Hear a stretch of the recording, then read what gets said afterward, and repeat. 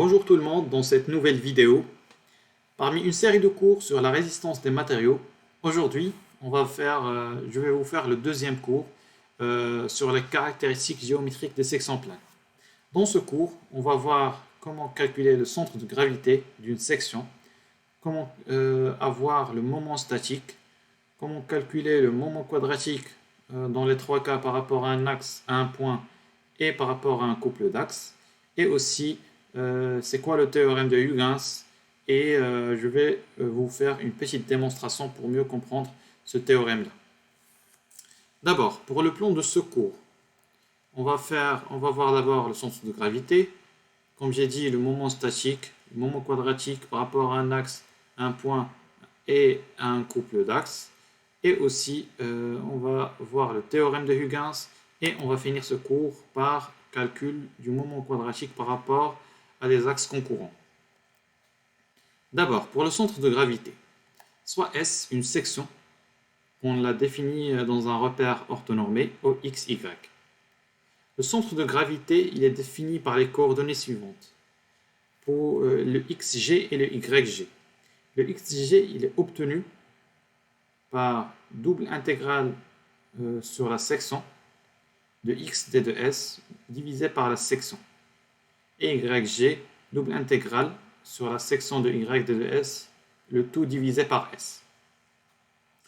Il faut noter que cette relation elle est générale, mais si la surface peut être décomposée en n sous-sections simples, on utilise les deux formules suivantes, c'est-à-dire on passe d'une double intégrale, à une somme, tout simplement à une somme. Par exemple, si on a n égale à 3, c'est-à-dire on a 3 surfaces, ici on a une section droite d'une poutre sous forme d'un i. On peut la diviser en 3 sous-sections simples, la première, la deuxième et la troisième, avec chacune son centre de gravité. Pour calculer les coordonnées du centre de gravité de toute cette section-là, il suffit d'appliquer la relation avec la somme xg égale à xg1 multiplié par s1 plus xg2 multiplié par s2 plus xg3 multiplié par s3. Avec le s, c'est s1 plus s2 plus s3. C'est la somme des trois surfaces. Pour le moment statique, dans un repère orthonormé OXY, on prend la même surface qu'on a utilisée dans la définition du centre de gravité. Par contre, ici, ce qu'on ajoute, c'est un axe delta. Le petit delta ici, il représente la distance entre l'axe delta et le grand point M. C'est la plus petite distance entre un point et un axe.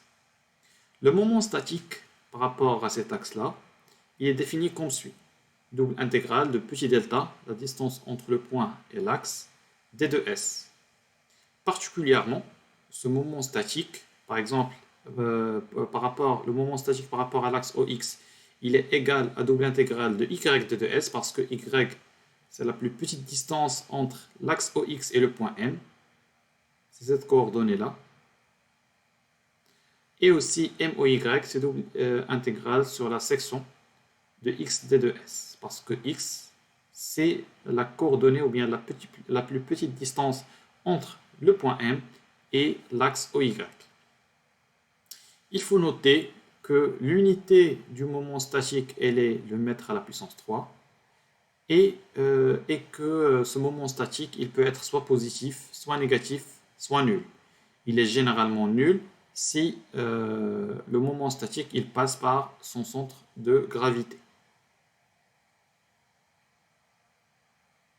Si la surface peut être décomposée en n sous-sections simples, comme on a fait dans la définition du centre de gravité, il est très simple en fait d'appliquer la méthode, la même démarche, c'est-à-dire on passe d'une double intégrale à une somme. On obtient le moment statique égale à la somme de YGI multiplié par SI, et on a la même chose pour le moment statique par rapport à l'axe OY. Dans l'exemple, on a n égale à 3, c'est-à-dire les trois surfaces. Le même exemple qu'on a pris avant. Le moment statique égale YG1 multiplié par S1 plus YG2 multiplié par S2 plus YG3 multiplié par S3. C'est assez simple de faire, c'est assez simple en fait à faire et on peut l'appliquer dans les exercices sans le moindre souci. Pour le moment quadratique, on commence par le moment quadratique par rapport à un axe. On prend le même exemple et la même section. Le moment quadratique par rapport à un axe delta, il est défini comme suit. Double intégrale de delta au carré d de s. C'est-à-dire, on a ici un carré. C'est ça la différence entre ce moment quadratique et le moment statique qu'on a vu avant. C'est-à-dire, on ajoute un carré à la distance. On le note généralement i delta, c'est-à-dire un i, avec delta. Delta représente en fait cet axe-là. Particulièrement, on a i au x égale double intégrale sur la section s de y au carré d de s. Ici, le y, on a le carré parce que c'est le moment quadratique. Par contre, dans le moment statique, on n'avait pas le carré. La remarque. Les remarques ici, c'est que l'unité de i delta est mètre à la puissance 4. Pourquoi? Parce que ici, on a la distance, elle est au carré. Et aussi, on a une section qui a comme unité mètre carré. Le i delta, il est toujours positif. Pourquoi? Parce qu'on a la distance, elle est au carré. C'est simple. De même, on fait pareil comme dans le moment statique. Si la surface, elle peut être décomposée en n sous-sections simples, on utilise ces formules-là. C'est-à-dire, on passe d'une double intégrale sur la section à une relation avec une somme. Prenons le même exemple qu'on a pris avant. La seule différence par rapport à avant, c'est qu'on a le carré dans les coordonnées, du centre de gravité YG1, YG2 et YG3, des trois sections en fait. Le moment quadratique par rapport à un axe. Pour mieux comprendre ce moment quadratique par rapport à un axe, j'ai ici un petit exemple qui est vraiment très très simple. Ça représente en fait une section droite d'une poutre rectangulaire avec A, c'est la longueur et B représente la largeur. Si on veut calculer le moment quadratique IGX par rapport à l'axe GX, on met double intégrale de S y au carré d de S, on développe avec x, avec la d de S, c'est d de x multiplié par d de y, et x varie entre moins a sur 2 et a sur 2. Le y varie entre moins b sur 2 et b sur 2. On fait l'intégrale, c'est une intégrale très simple et très basique. On la calcule et on obtient i de gx égale a multiplié par b à la puissance 3 sur 12. On fait la même chose pour calculer le ijy et on obtient ijy égale a à la puissance 3 multiplié par b sur 12. Passons à un exemple plus difficile que celui-là, mais en général, il reste en fait un exemple basique et un exemple simple. D'abord, il faut noter que pour le moment quadratique, on peut sommer et soustraire des moments quadratiques pour calculer un moment quadratique pour une section donnée. Par exemple, ici, on a une section avec une partie creuse. La partie creuse, le diamètre interne, c'est le petit d, le diamètre externe, c'est le grand D. Il est égal en fait à une section pleine avec un diamètre grand D, moins une section ou bien un cercle plein avec un diamètre petit d. On peut calculer Ig1 de x de cette section et on fait la soustraction avec Ig2 de x par rapport à ces sections-là pour obtenir le Igx ou bien le moment quadratique par rapport à l'axe Gx pour notre section creuse. Tout calcul fait, on obtient Ig1x égale pi d à la puissance 4 sur 64. Ça, on l'obtient en fait de la même manière, ou bien on suit les mêmes démarches qu'on a suivies ici dans cet exemple-là. Et tout calcul fait, on trouve que Igx égale pi multiplié par d à la puissance 4 moins petit d à la puissance 4 sur 64. On fait la soustraction entre ces deux termes-là. Et par symétrie, on obtient la même valeur. Le moment quadratique par rapport à un point. Le moment quadratique par rapport à un point, il est défini comme suit. IN, ici on doit mettre en fait un O, parce que le point ici il est O, le O qui est le centre en fait du repère. IO égale double intégrale sur la section S de ρ au carré d de S, avec ρ, c'est la distance entre le point O et le point M, un point M de la section. Il faut noter ici que ρ au carré égale à x carré plus y au carré. C'est tout simple, on l'obtient par l'application du théorème de Pythagore. X carré plus y carré égale à ρ au carré. Il faut noter que ce moment, on peut l'appeler un moment polaire, qui est égal à double intégrale de ρ carré d de S, on la remplace par x carré plus y carré. On développe la formule et on obtient ça égale à IOX plus IOY. C'est-à-dire, cette formule veut dire quoi? Veut dire qu'un moment quadratique par rapport à un point, il peut être une somme d'un moment quadratique, une somme de deux moments quadratiques par rapport à des axes. Ici, c'est IO égale le moment quadratique par rapport à OX et OY. OX et OY, les deux. Dans l'exemple précédent, on a calculé le moment quadratique par rapport à Gx et le moment quadratique par rapport à Gy. En sommant les deux résultats, ou bien les deux moments, on obtient ce moment qu'on appelle le moment quadratique par rapport à un point, qui est vraiment très simple à trouver. Pour le moment quadratique par rapport à un couple d'axes, ici, au lieu de calculer un moment quadratique par rapport à un seul axe, on le calcule par rapport à deux axes, qu'on appelle un couple d'axes. Ce moment quadratique par rapport à un couple d'axes, on l'appelle aussi le moment produit. Et il est défini par la formule suivante, IOXY, c'est-à-dire par rapport au couple axe OX et au deuxième axe OY, égale x.y, x multiplié par y, d de S. Si on peut remarquer ici, on n'a pas le carré dans la formule du moment quadratique, mais on remplace la distance au carré par la distance par rapport à l'axe y, qui est le x, et multipliée par la distance par rapport à l'axe OX, qui est y. Il faut remarquer ici que si un des deux axes OX ou bien OY, c'est un axe de symétrie pour la section, le moment quadratique, il est nul. Le moment quadratique ou bien le moment produit, il est nul. Si de même, la surface peut être décomposée en n sous-sections simples, on utilise ces deux formules-là. IOXY égale la somme de IOXY I, c'est-à-dire on peut le calculer pour chaque section à part et sommer tout pour avoir le IOXY pour toute la section. Et le IGXY dans le repère lié au centre de gravité égale à la somme IGXY plus SI multiplié par la distance entre le centre de gravité suivant X, les deux centres de gravité, c'est-à-dire par rapport au centre de gravité de la section générale et le centre de gravité de la sous-section. On multiplie la distance entre les coordonnées suivant X et les coordonnées suivant Y.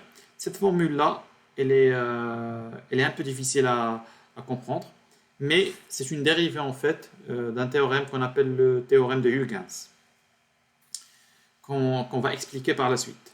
Ici, pour passer du centre de gravité, la question qui se pose maintenant, c'est comment passer d'un moment quadratique ou bien d'un moment produit obtenu dans un repère IGXY à un moment produit par rapport à un couple axe OXY. Il faut tout simplement, comme je l'ai dit, appliquer le théorème de Huygens. En l'appliquant, on obtient en fait cette formule-là qui lie les deux moments quadratiques. On a IOXY égale à IGXY plus XG multiplié par YG multiplié par la section.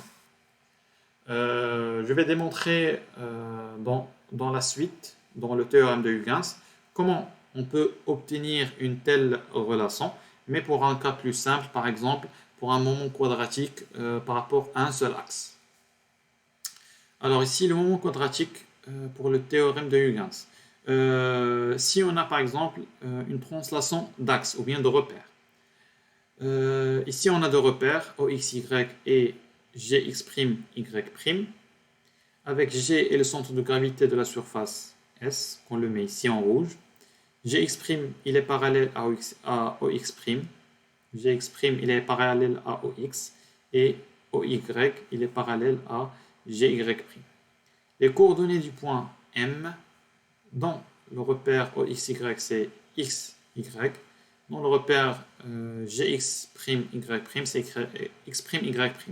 Il est nécessaire en fait de définir ces notations-là parce qu'on va les utiliser dans la démonstration et dans les formules.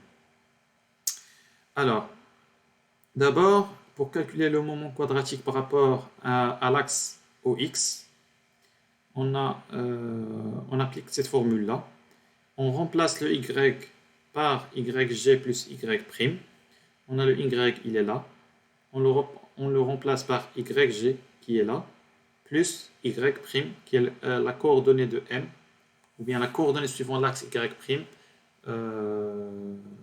selon l'axe Y' du point M.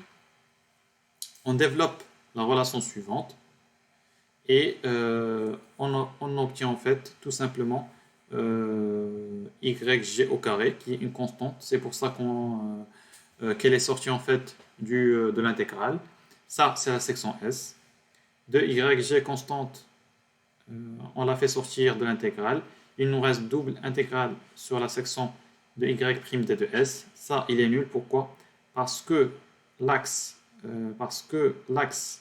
OX', ça c'est IOX'. Parce que le moment quadratique, ou bien, parce que le moment statique, il est nul, ou bien il s'annule si on a l'axe, il passe par le centre de gravité de notre section. C'est pour ça qu'il est nul ici. Plus le moment quadratique par rapport à l'axe Gx'. On en déduit de cette relation que IOX égale IGX', qu'on le met ici, plus YG au carré multiplié par la section. Par symétrie ou bien pareil, en suivant la même démarche, on obtient la relation, cette relation-là par rapport à l'axe OY. Il faut noter que si le système il est décomposable en n sous-sections ou bien en n sous-systèmes, on peut utiliser, comme je l'ai dit avant, la règle de sommation. C'est-à-dire, on peut mettre IOX égale la somme des IOXI et IOY égale la somme des IOYI. L'utilité en fait de ce moment quadratique est qu'il nous permet de calculer les déformations et les contraintes. Dans ces calculs-là, nous avons besoin généralement d'un moment quadratique de la section calculé par rapport à son centre de gravité. Généralement, on calcule le moment quadratique par rapport à son centre de gravité parce qu'il nous aide à calculer les déformations et les contraintes pour pouvoir, par exemple, dimensionner une pièce donnée ou bien pour pouvoir vérifier sa tenue mécanique.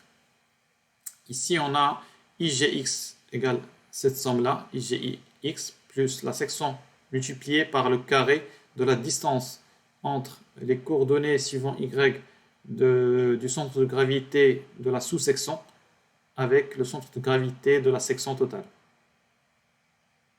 Passons aux axes concourants. Pour les axes concourants, on définit un nouveau repère OX'Y', qui est le résultat d'une rotation de l'axe OX-OY, du repère OX-OY et du repère OXY. On écrit en fait les nouvelles coordonnées X' du nouveau repère en fonction de l'ancien repère et de θ, qui est l'angle de rotation. Le moment quadratique par rapport à OX', il s'écrit comme suit. On a IOX' par rapport au nouvel axe, égale double intégrale Y' au carré d de S. On remplace le Y' ici dans la relation. Après développement, on fait sortir sinus carré θ parce que c'est une constante. Moins de sinus θ cos θ aussi. Et cos carré de θ, on les fait sortir des intégrales parce qu'elles sont des constantes.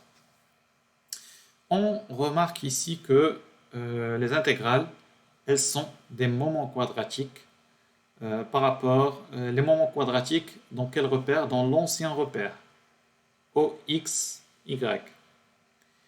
L'étape qui suit, c'est d'essayer en fait de ne pas avoir un carré dans le sinus θ et dans le cos θ. Et essayer en fait de développer un peu cette relation-là.